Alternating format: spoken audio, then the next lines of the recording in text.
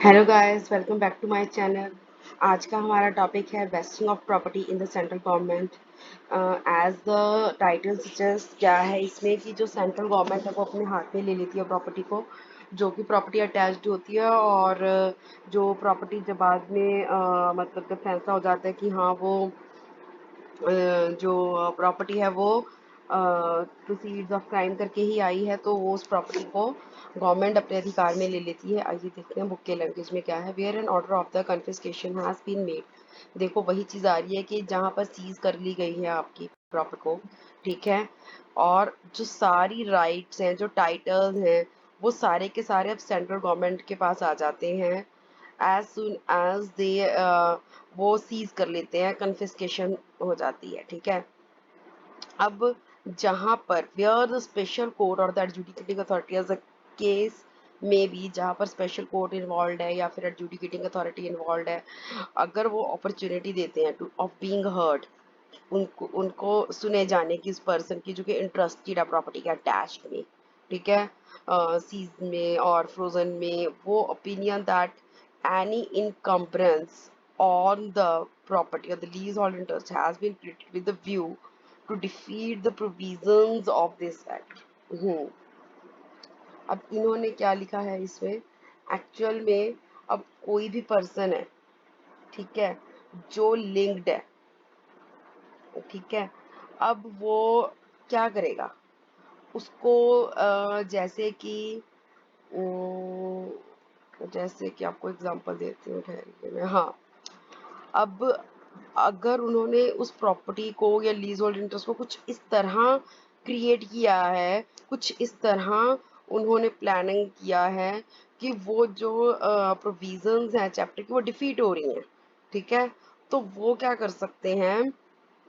कि उन उस इनकम्बरेंस को या लीज होल्ड इंटरेस्ट को वॉइड कर सकते हैं। अगर कुछ भी जो पर्सन कंसर्न है उसने गड़बड़ी की है, तो वो क्या करेंगे, अपने पास तो रखेंगे, उसको वॉइड कर देंगे। And thereupon the aforesaid property shall vest in the central government free from such encumbrances of the leasehold interest. और फिर उसके बाद वो फ्री हो जाएगी। जैसे कि अगर लीज पे दी होती है तो कोई लीज होल्ड इंटरेस्ट है या फिर कुछ भी एनकम्बरेंस है, कोई भी बर्डन वगैरह कुछ भी है, तो अगर उसने डिफीट करने के प्रोविजंस के हिसाब से दिया तो वो हो जाएगी, वॉइड हो जाएगी। Further, nothing is in this section shall operate to discharge any person from any liability in respect to such encumbrances which may be enforced against such person by a suit for damages। further इन्होंने कहा है कि section में nothing nothing in this section shall approach to discharge any person। कुछ भी ऐसा section में ऐसा नहीं है जो डिस्चार्ज करता है पर्सन को लाइबिलिटी से, जो कि इन रिस्पेक्ट ऑफ इनकम्बेंसी है, जो कि फोर्स्ड की जा सकती है against such person by a suit for damages, ठीक है। तो ठीक है कि भाई अगर आपने कुछ गड़बड़ करके डिफीट कर रही है तो वो वॉइड हो जाएगी, लेकिन ऐसा कुछ नहीं है कि डिस्चार्ज कर रहे हो लाइबिलिटी को कुछ उनके चक्कर में जो कि इन्फोर्स्ड है अगेंस्ट सच पर्सन, ठीक है। अपीलेट ट्रिब्यूनल, अब जो अपीलेट ट्रिब्यूनल क्या है, जो ये अपीलेट ट्रिब्यूनल ना, ये कॉन्स्टिट्यूट हुआ था सब सेक्शन 1 जो सेक्शन 12 का है।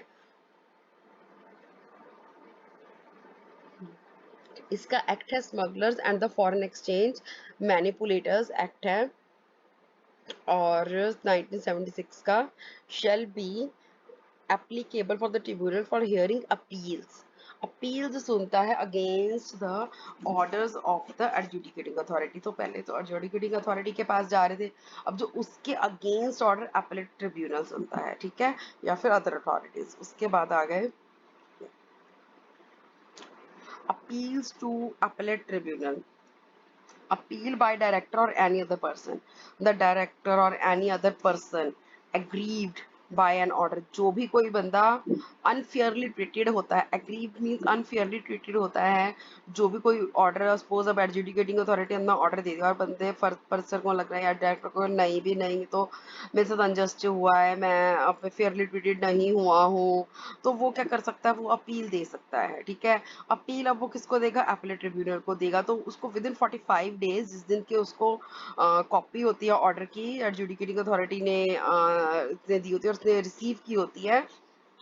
उसको प्रेस्क्राइब्ड फीस के साथ साथ 45 डेज में आगे उसको अपील देनी होती है। फिर है appeal by the reporting entity. ऐसे ही जो रिपोर्टिंग एंटिटी है, अगर उसको लगता है कि वो अग्रीव्ड हुई है कि किसी भी ऑर्डर से डायरेक्टर के या कुछ भी, वो भी अपील कर सकती है अपील ट्रिब्यूनल को। उसके लिए भी 45 डेज इन्होंने निर्धारित किए हैं जब से आपको ऑर्डर रिसीव हुआ है। कॉन्डोनेशन ऑफ डिले में कब डिले पे माफी मिल जाएगी, जो अपील ट्रिब्यूनल है वो अपॉर्चुनिटी देगा जब कि भी हाँ आप बताओ, अपनी बात आगे रखो, सफाई पेश करो, तो वो क्या कर सकता है, एंटरटेन कर सकता है अपील को even after the expiry of the 45 days. अगर, ओनली अगर एंड अगर, अगर वो सेटिस्फाई होता है कि हाँ कुछ सफिशिएंट कॉज था कि उसने वो 45 डेज में वो कर ही नहीं सकते थे, कुछ वाकई कुछ ऐसा रीजन था। आगे है passing of order on receipt of an appeal the appeal tribunal में after giving the parties to the appeal an opportunity of being heard pass such orders there on as it thinks fit confirming modifying और setting aside the order appeal against. अब जो receipt है appeal की, जो appeal tribunal है वो क्या कर सकता है, वो पार्टीज को after giving the parties to the appeal, वो पार्टीज को अपील देगा, अपॉर्चुनिटी देगा हर्ड बीइंग हर्ड की, सफाई पेश करने की, वो पास करेगा ऑर्डर जो कि उसको सही लगते हैं। बिकॉज एप्पलेट ट्रिब्यूनल के पास अब आई है अपील, ठीक है, तो वो एक बार तो बंदा एक बार मतलब बात रखने का मौका देगा, फिर वो उसको जैसे भी सही लगेगा सब कुछ स्टडी देखकर वो पास कर देगा ऑर्डर, जो एज ही इट थिंक्स फिट कंफर्म कर लेगा, मॉडिफाई कर लेगा या सेट असाइड कर देगा, कुछ तो करेगा ना, अब उसको जैसे भी उसको सही लगेगा तो उसी हिसाब से जो भी ऑर्डर पास हुआ है जिसके अगेंस्ट उन्होंने अपील फाइल की है, उसको वो सेटिसाइड मॉडिफाई या कंफर्म कुछ तो करेगा ना उसके साथ। अब है सेंडिंग ऑफ ऑर्डर, जो अपील ट्रिब्यूनल है वो क्या करेगा, अब एक कॉपी हर एक ऑर्डर की जो उसने बनाई है वो किसको देगा, ऑफ कोर्स एडजुडिकेटिंग अथॉरिटी या डायरेक्टर और जो पार्टीज जो अपील की उन्हीं को देगा, क्योंकि वही इन्वॉल्व थे। उसके बाद है टाइम लिमिट। टाइम लिमिट में है कि जो अपील फाइल हुई है अपने ट्रिब्यूनल के आगे shall be dealt with by it as expeditiously, मतलब कि एक्सपीडियसली मतलब कि स्पीड और एफिशिएंसी के साथ। ठीक है, तो स्पीड और एफिशिएंसी के साथ उसको डील किया जाता है, जो कि एपेलेट ट्रिब्यूनल के आगे होती है, ऐसे नहीं वहीं लटकती रहती है। As possible and endeavour shall be made to it, और अटेम्प्ट किए जाते हैं ताकि इसको अब खत्म कर दें, डिस्पोज ऑफ कर दें within the 6 month from the date of the filing of the appeal. ठीक है, पूरी वो एफिशिएंसी से करते हैं और स्पीड से करते हैं काम कि 6 महीने में काम खत्म कर दें वो। आगे हैं powers of appellate tribunal. The appellate tribunal shall have for the purposes of discharging its functions under this act। जो appellate tribunal है वो क्या करता है, purposes of discharging the function under this act has the same powers are as vested in the civil court under the code of the civil procedure 1908 while trying a suit in respect of the following matter only। अब इन्होंने appellate tribunals की powers के बारे में बताया है कि उनको अपने फंक्शंस को अब डिस्चार्ज करना है, तो इसलिए उनको सेम पावर्स जो है वो भी तो वेस्टेड होनी चाहिए, जो कि the same power as are vested in civil court, जो कि सिविल कोर्ट में है। ठीक है ना, तो इन्होंने ये बताया है कि जैसे समन कर सकते हैं वो, ठीक है, और इन्फोर्स कर सकते हैं अटेंडेंस को ऑफ एनी पर्सन, इन्फोर्स कर सकते हैं कि आपने अटेंडेंस देनी है। ठीक है, और एग्जामिनिंग उसकी हो सकती है ओथ पर, कसम खिलाकर उसकी सच झूठ का एग्जामिन हो सकता है उसका। उसको बुला सकते हैं, इन्फोर्स कर सकते हैं अटेंडेंस के लिए, उसको एग्जामिन कर सकते हैं ऑन ओथ। फिर है उसको रिक्वायरिंग द डिस्कवरी, अगर उनको लगता है तो डिस्कवरी या प्रोडक्शन करो आप डॉक्यूमेंट्स की, रिसीव करने एविडेंस फिर एफिडेविट्स पे। फिर आप मानो कि इंडियन एविडेंस एक्ट 1872 के अंदर री-क्वेश्चनिंग करनी, कोई भी पब्लिक रिकॉर्ड या डॉक्यूमेंट या कॉपी सच रिकॉर्ड की या डॉक्यूमेंट फ्रॉम एनी ऑफिस। फिर इशूइंग कमीशंस को इशू करना for the examination of the witnesses और the documents, reviewing its decisions, उसके डिसीशंस को रिव्यू करना, dismissing a representation for default on deciding it ex parte, dismiss करनी उसकी representation को और उसके default के लिए, ठीक है ना, और set aside कर देना order कोई भी जो है, और order of dismissal और of any representation या default के लिए order passed it by ex parte। तो आप देखो किस तरह अब अगर हम अपलेट ट्रिब्यूनल के पास जा रहे हैं तो कितनी ज़्यादा उनको पावर्स दे रखी हैं कि आप ये भी कर सकते हो, आप ऐसे कर सकते हो, बिकॉज अगर हम उनको पावर्स नहीं देंगे तो उनके ऊपर वो नीचे से ऊपर अपील करने का कोई तुक नहीं रह जाती है ना। तो आप ये सारे बहुत ध्यान रखोगे, कोई भी मैटर जो भी इन्होंने कहा है कि प्रिस्क्राइब करेगी सेंट्रल गवर्नमेंट, तो हमने कौन कौन से किए हैं अभी। समन करना सबसे पहले, कि हमने सबसे ऊपर तो हमने ये किया कि उनकी वो होती है कि जो सेंट्रल सिविल कोर्ट के पास होती हैं। फिर हम कर रहे हैं कि वो समन कर सकते हैं, ठीक है, और बुला सकते हैं अटेंडेंस के लिए, इन्फोर्स कर सकते हैं, ठीक है, और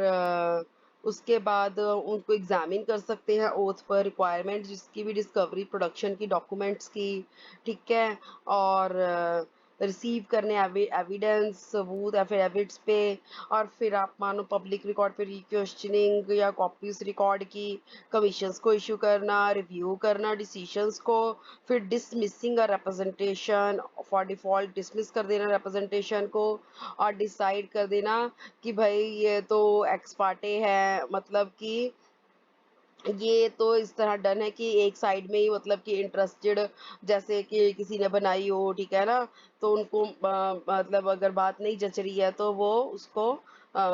वो कर देंगे कि भाई ये तो एक पार्टी का है या बाय वन साइड है। एक्स पार्टी मतलब एक इस एक्चुअल में एक्स बाहर वाली आउटसाइड, और पार्टी मीन्स पार्टी के लिए है। तो उसके बाद आ जाएगा सेटिंग असाइड कर देंगे, ऑर्डर को डिसमिसल कर देंगे, किसी भी रिप्रेजेंटेशन का जो भी पास हुई है, कोई भी मैटर जो कि प्रेस्क्राइब किया सेंट्रल गवर्नमेंट में। आगे है डिसीजन बाय मेजोरिटी। अब इसमें इन्होंने क्या दिया है कि जो मेंबर्स ऑफ बेंच हमने किए थे कि 2 मेंबर्स है और 1 चेयरपर्सन होता है। अब क्या होता है कई बार कि 2 मेंबर्स होते हैं, उनके आपस में विचार नहीं मिलते, ठीक है,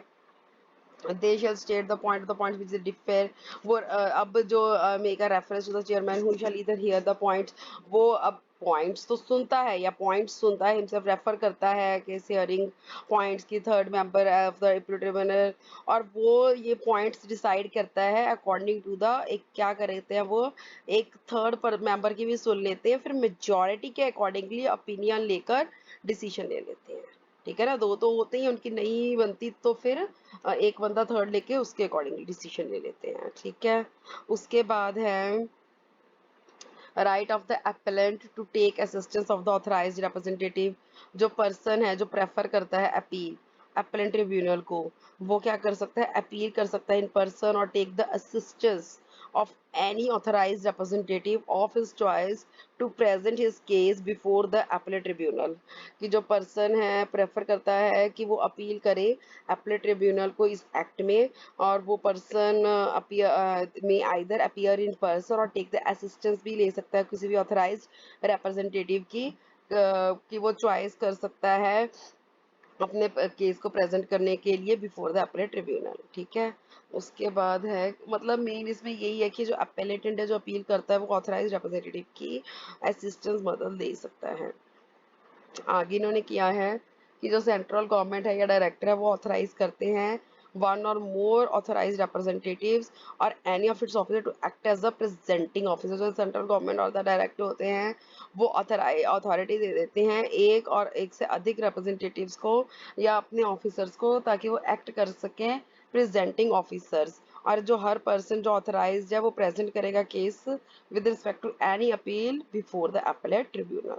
आगे है civil court not to have jurisdiction. जो सिविल कोर्ट होती है उसके पास जजमेंट के लिए पावर्स नहीं होती। No civil court shall have jurisdiction to entertain any suit or proceeding in respect of any matter in which the director and adjudicating authority of the appellate tribunal is empowered by or under this act to determine, and no injunction shall be granted by the court। अब इसमें क्या है, इन्होंने ये दिया है कि कोई भी जो सिविल कोर्ट है उनके पास ऐसा कुछ जरिस्डिक्शन, ऐसी कोई जजमेंट के लिए कुछ पावर नहीं है कि वो एंटरटेन कर सके किसी भी सूट को, जो भी मुकदमा प्रोसीडिंग्स चल रही हैं जिस भी मैटर की हैं।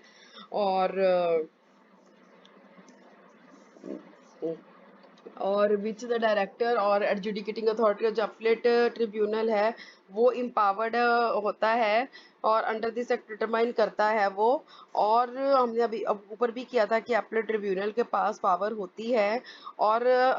वो no injunction shall be granted, मतलब कि अथॉरिटी की कोई देनी वार्निंग के लिए या ऑर्डर करना वो भी नहीं कोर्ट देगी, ठीक है ना। और अदर अथॉरिटी, जो भी कोई और भी अथॉरिटी है डिसीजन कोई भी एक्शन टेकन है जो भी power conferred by this act, तो मतलब वो अपलेट ट्रिब्यूनल के पास है। अब आगे क्या हुआ, आप पर्सन एग्रीव्ड है वो, अब उसको अपने ट्रिब्यूनल का भी डिसीजन अच्छा लग रहा, वो हाई कोर्ट के में चला जाएगा। वो विद इन 60 डेज जब का उसको डिसीजन का कम्युनिकेशन हुआ है ना, उसके 60 डेज में चला जाएगा ऑफ और the order of the appeal tribunal to him on any question of law और fact arising out of such order, है ना। तो इसमें क्या है कि वो अपीलेट ट्रिब्यूनल के अगर ऑर्डर के खिलाफ जब चला जाएगा, तो जो हाई कोर्ट है अगर वो सेटिस्फाई होती है कि जो अपेलेंट है was prevented by sufficient cause from filing the appeal within the said period। हाँ, अब इसमें क्या है, इसमें फिर वही चीज आ जाती है जैसे पहले हमने किया था कि अगर उनको लगता है कि हाँ वाक्य में ही कोई बात ऐसी है कि भाई वो दे नहीं पाया अपील के लिए,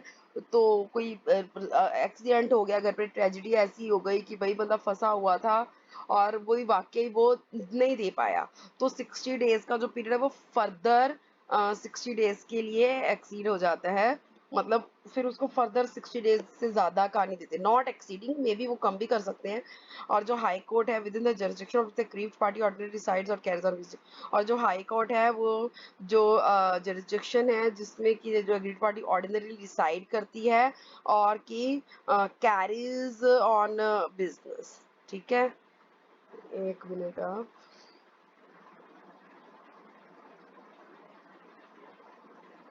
हम्म, अच्छा। और एक बात और थी इसमें कि यहाँ पर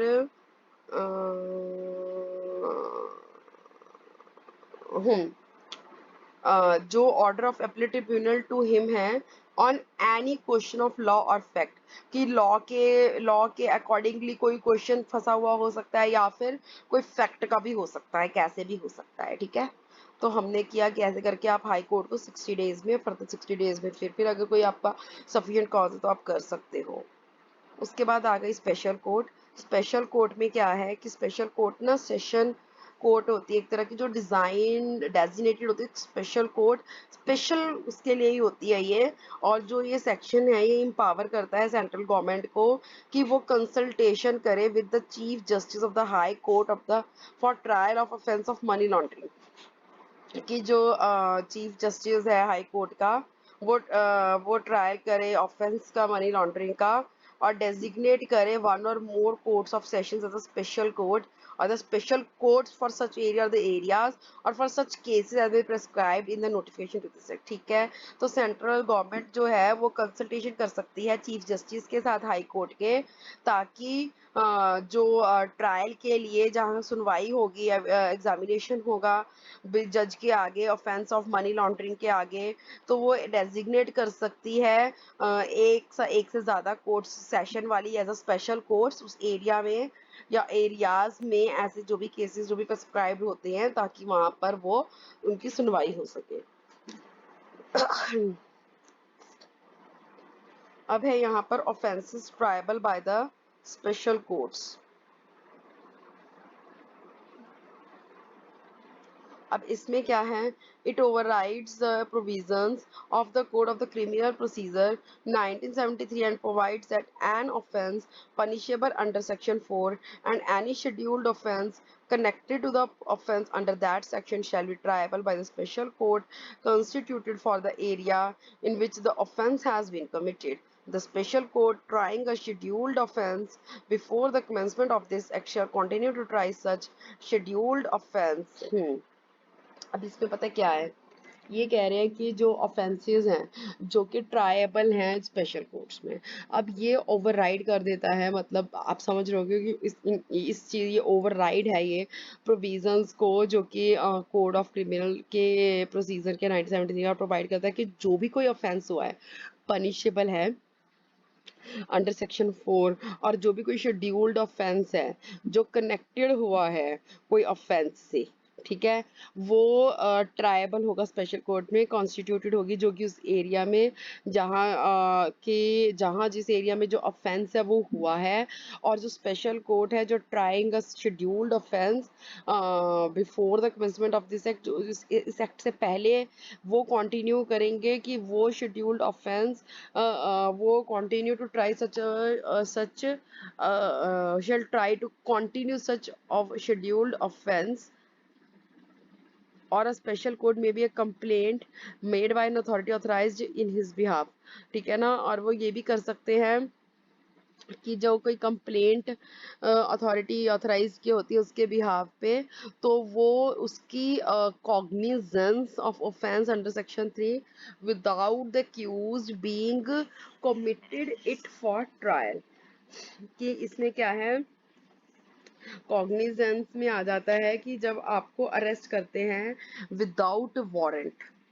ठीक है, तो इसमें वही चीज़ आ गई है कि ये ओवरराइड्स कर रहा है कोड ऑफ क्रिमिनल प्रोसीजर्स को, और अगर कोई कमेंस पनिशेबल हुआ है और जो कोई भी शेड्यूल्ड ऑफेंस है जो कि कनेक्टेड है वो स्पेशल कोर्ट में ट्राइबल होगा उस एरिया में जो है, और स्पेशल कोर्ट जो ट्राइंग करते scheduled offence before the commencement of this shall try to continue to try such scheduled offence, और अगर कमेंसमेंट के एक्ट से पहले वो ट्राई करती है तो उसको ट्राई करने की कोशिश करनी चाहिए। और इन्होंने लिखा है कि जो स्पेशल कोर्ट में upon a complaint made by an authority, जब भी कोई अथॉरिटी कोई कंप्लेंट कर देती है authorised authority in his behalf under this act, वो अनवारंट वो ले सकती है, अनवारंट क्या बोलते हैं उसको, आपको अरेस्ट कर सकती है,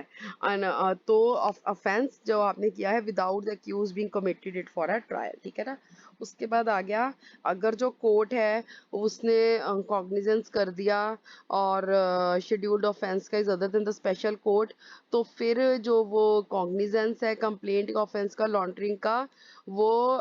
it shall on an application made by the authority authorised to file अ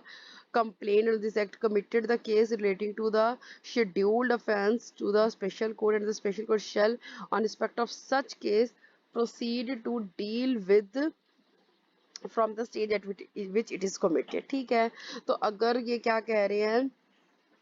कि जो कोर्ट है, ठीक है, उसने कॉग्निजेंस किया है, मतलब कि अरेस्ट किया है विदाउट वारंट, शेड्यूल्ड ऑफेंस है, या और is other than the special court, और has taken cognizance of the complaint, ठीक है ना, for the offence of the money laundering. अब क्या होगा, it shall on an application by the authority authorised to file a complaint under this act, वो क्या करेंगे, कमिट करेंगे case relating to the scheduled offence to the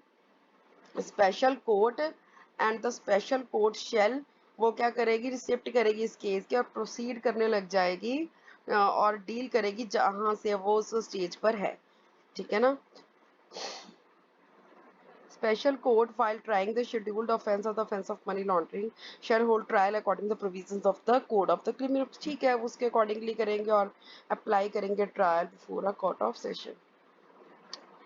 तो कल से हम power of bail, next video में कंडीशंस ऑफ बेल,